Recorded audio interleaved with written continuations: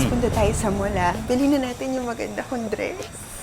Advance Valentine's gift mo na sa akin yun, ha? Please. Tay, kasama niyo na naman po siya? Alam mo, dahil mong sinasabi.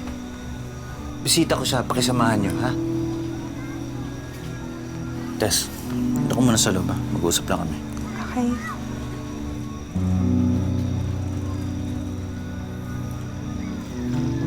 Ikaw talaga. Papayain mo pa ako? Nahihiya kayo sa kanya? Pero sa aming pamilya niyo, hindi. Hoy, Marco. Huwag mo akong pinagpatataasan ng boses, ha? Tandaan mo, anak lang kita, magulang mo ako. Wala naman kayong iniisip kundi sarili niyo lang eh. Wala naman kayo pakisabi ni Mimay. Mabuti pa ibang tao. Sino po ba yun? Kaano-ano mo ba yun? Wala ka talagang paggalang, ha? Sige. Subukan mo magsumbong sa nanay mo. Hihiwalayan ko siya. At palalayasin ko kayo. Tignan ko saan pulutin yung angas mo pag nangyari yan.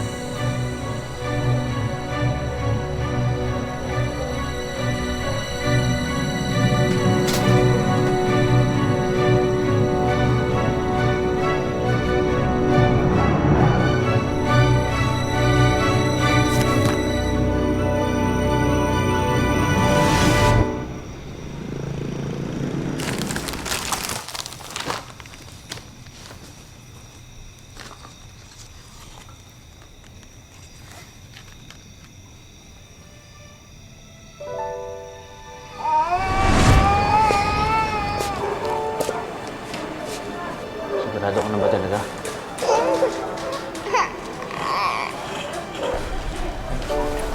Ako ang lalaki, ako dapat umaalis. Ako padre de pamilya eh. Lito naman. Napag-usapan na natin ito. Babae ang hinahanap na DH sa Hong Kong. Narinig mo naman ng recruiter, hindi ba? Hindi man talaga mga Filipina made. Okay naman dito. Tuturo ka na nakakatulong ka pa. Kasi nga volunteer ako. Kulang na kulang naman yun sa panggastos natin. Magkano lang naman ang kinikita mo sa construction? Si Marco mag-high school na. Si Mimay ilang taon na lang mag-aaral na din. Hindi naman po pwedeng gano'n na lang yun, tatanga na lang tayo. Hintayin na lang natin yun.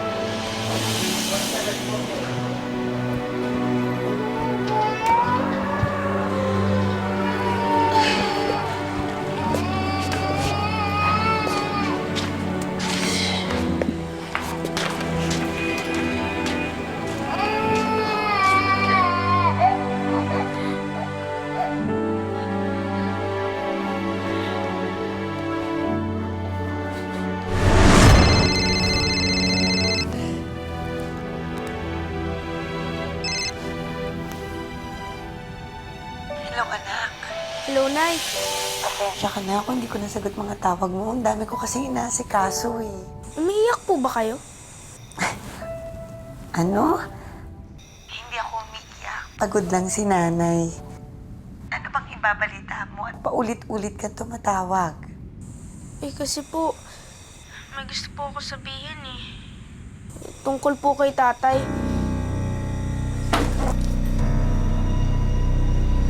Hello? Si Lito to. Huwag ka masyadong magpapaniwala sa anak mo, ha? Miss ka lang, ha? Basta patuloy mo na yung pagpupadala mo ng pera sa akin para matapos na itong bahay. Ang bahala sa mga anak natin.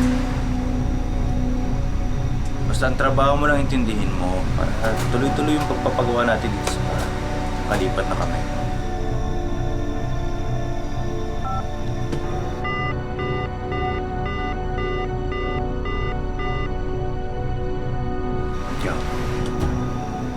Sa susunod na gawin mo ulit yan. Alam mo yung kalalagyan mo, ha?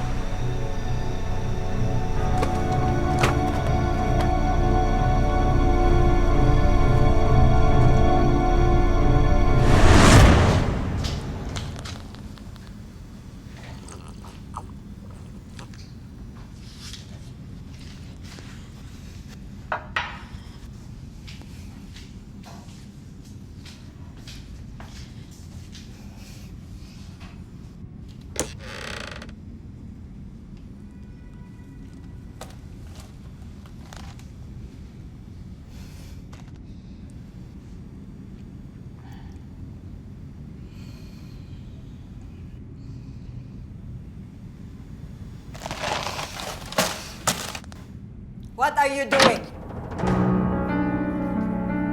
你住在我家，还要偷我的东西，把饼干都吃完了是吗？ Please believe me, ma'am. I didn't eat the biscuit. Liar! You stupid thief! Ma'am, I'm innocent. You innocent? You don't know how to follow my rules! Get out! I leave your house if you give me my remaining salary. It is in the contract. What contract? I don't owe you anything. You get out! You get out! Go back to your country. I don't want you. Mom, I need this job. Mom! Mom! You get your things. You think you go back to your own country? Get out! Now! 你是贼啊！都那，你手等你，他是贼啊！他偷我的东西，我们他抓的，把他的东西都拿走，走了走了。请跟我们去，好不好？一定吗？可以啊，需要吗？要啊，好。好啊。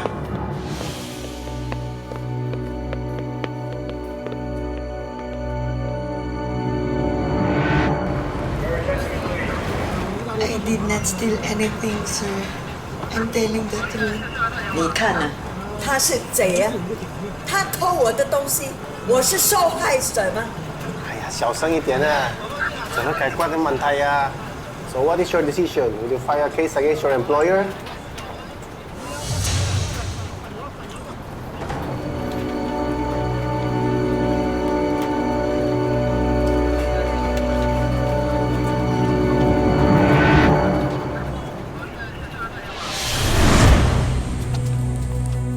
Mark, ang tatay mo? Hindi pa po umuwi eh. Yung upa. Di na kayo nakakabayad. Matagal na kayong pumapalya. Di na kayo nakakabayad ng bahay. Di ba nasa abroad ang nanay mo?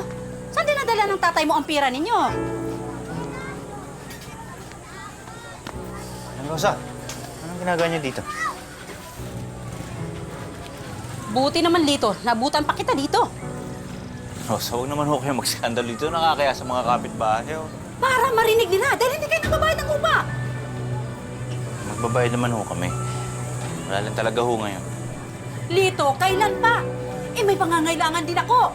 Aling Rosa, ano bang pinuputok ng butsi nyo? Eh, magbabayad naman kami. Hoy, Tess, huwag ka ngang makisawsaw dito. Wala kang pakialam dito. Si Lito ang kausap ko dito. At ikaw naman, Lito, bago maubos ang pera ng pinaghirapan ng asawa mo, magbayad ka muna ng obligasyon mo dito. Patulan ko na ito.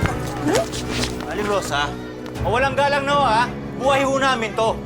Huwag niyo pakialaman. Kung makasingil kayo, alam niyo naman napakaganda ng kondominium niyo. Eto, luma na, dumi-dumi pa. Bulok pa. Bulok? Kayo pang matapang? Kayo na ngayon may utang? Sige, magsinayas kayo! Ayan! Ayan ang gamit nyo, ha? Ayan lumayas dito! Hindi talaga ito ha? maganda. Ayan! Sige, magsinayas na kayo! Ano bang gagawin nyo? Layas! Ano? Ano bang pinagtatagal-tagal nyo dito? Yan palang gusto nyo sabihin mong bulok? Ha? Lito naman!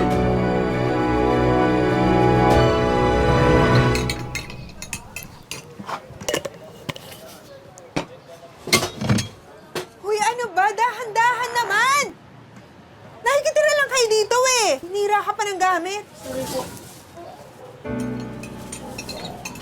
Ano nangyari? Tama na yan. Etong mga anak mo nakakainis eh. Pansamantala lang naman ito eh, habang di pa nagpapadala ng pera yung nanay nila. Alam mo naman na, wala akong mapag-iiwanan sa kanila. Kung mag-alala, kapag nagpadala ng pera si Donna, iyahanap po kaagad sila ng matitirahan. Kailan pa yun? Eh mukhang mapapatagal kayo dito eh. Pumayag akong dumito ka dahil akala ko magsasama na tayo. Hindi mo naman sinabing isasama mo tong mga asungot na to. Kaya nga nakikiusap ako sa'yo, di ba?